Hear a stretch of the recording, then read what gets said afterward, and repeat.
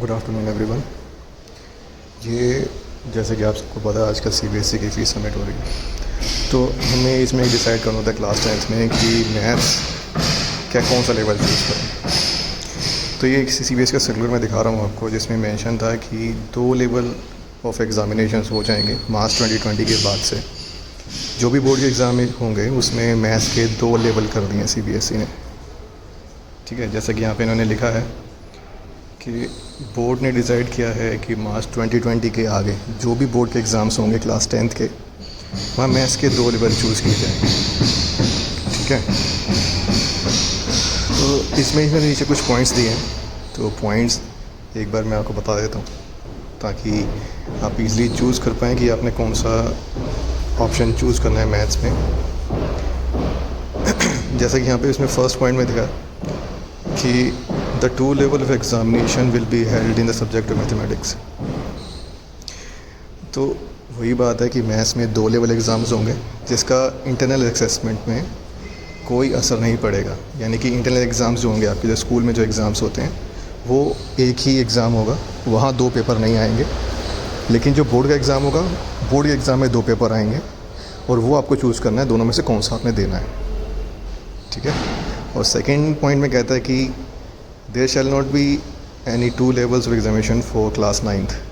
Class 9th पे इसका कोई असर नहीं पड़ेगा। क्लास 9 में एक पेपर होता है, वही एक पेपर होगा अभी भी, सिर्फ ये 10th के लिए चेंज किया है उन्होंने। पॉइंट नंबर 3 में कहता है फर्स्ट लेवल जो होगा वो जैसे नॉर्मल हम पढ़ते हैं वही होगा, लेकिन सेकेंड लेवल क्या है, थोड़ा ईजियर कराया उससे। रीज़न क्या है इसका कि जिन बच्चों ने आगे मैथ्स पढ़ना 11th-12th में हाई क्लासेस में, वो तो स्टैंडर्ड पढ़ेंगे जो नॉर्मल चलता है। जिन्होंने नहीं पढ़ना है आगे मैथ्स, वो बेसिक चूज़ करेंगे यानी कि इजी वाला। इसका नाम दे देता है मैथ्स स्टैंडर्ड, और जो इजी वाला पोर्शन जो सेकंड ऑप्शन है उसका नाम दे दिया मैथ्स बेसिक, जो ईजियर लेवल है। ठीक है, तो 2 जो ऑप्शन हैं उनका नाम हो गया, पहला तो हो गया मैथ्स स्टैंडर्ड, दूसरा मैथ्स बेसिक। अगले पॉइंट में बताता है कि the syllabus classroom teaching internal assessment for both the levels. यानी कि जो क्लास में पढ़ाया जाएगा सिलेबस और कहते हैं इंटरनल असेसमेंट जो एग्ज़ाम्स होंगे वो सब सेम रहेगा। ऐसा नहीं होगा कि स्टैंडर्ड वाले को अलग पढ़ाया जा रहा है, बेसिक वाले को अलग, ऐसा कुछ नहीं होगा। सब इंटरनल असेसमेंट में सेम पेपर आएंगे, सिर्फ आपको बाहर जाएंगे जब पूरा एग्ज़ाम देने, उस टाइम आपके 2 पेपर होंगे। उसके बाद ये बताते हैं कि जो बच्चों ने जिन्होंने आगे,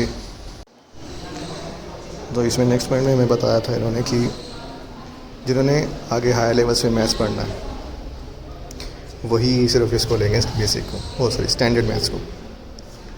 ठीक है, और ये आपने कब बताना है, जब आप LOC सबमिट कर रहे हो स्कूल में, यानी कि जब आप CBSE की फीस सबमिट करने जा रहे हो तो अपने टीचर्स को बता देना है आपने कि सर मेरे को मैथ्स का बेसिक पार्ट लेना है या स्टैंडर्ड मैथ्स पढ़ना है। ठीक है, और नीचे ये टेबल दिया हुआ था हमें, इसमें ये बताया था कि अगर आप मैथ्स बेसिक ऑप्ट किया तब क्या हो सकता है और अगर स्टैंडर्ड ऑप्ट किया तब क्या हो सकता है। अगर सपोज़ करो कि आपने मैथ्स बेसिक लिया और आपकी फेल हो जाती है, कंपार्टमेंट आती है, तो आपको मैथ्स बेसिक का ही पेपर दे सकते थे। लेकिन आपने अगर स्टैंडर्ड ऑप्ट किया और उसमें अगर फेल होते हो तो आपके पास 2 ऑप्शन हो गए, स्टैंडर्ड का पेपर दो या फिर बेसिक का पेपर दो, दोनों ऑप्शन दे सकते हो। ठीक है, और उसके बाद था कि ये तो भी बात फेल होने की, अगर आप मान लो आपने बेसिक मैथ्स लिया और उसमें आप पास हो गए, ठीक है, और फिर आपको लगा कि नहीं यार मैंने मैथ्स का स्टैंडर्ड पार्ट लिया था, शायद आगे 11th क्लास में मैथ्स पढ़ लेता, तो आप क्या कर सकते हो, कंपार्टमेंट के जब पेपर होंगे उस टाइम पे आप स्टैंडर्ड का पेपर दे सकते हो, ये ऑप्शन मिलेगा आपको।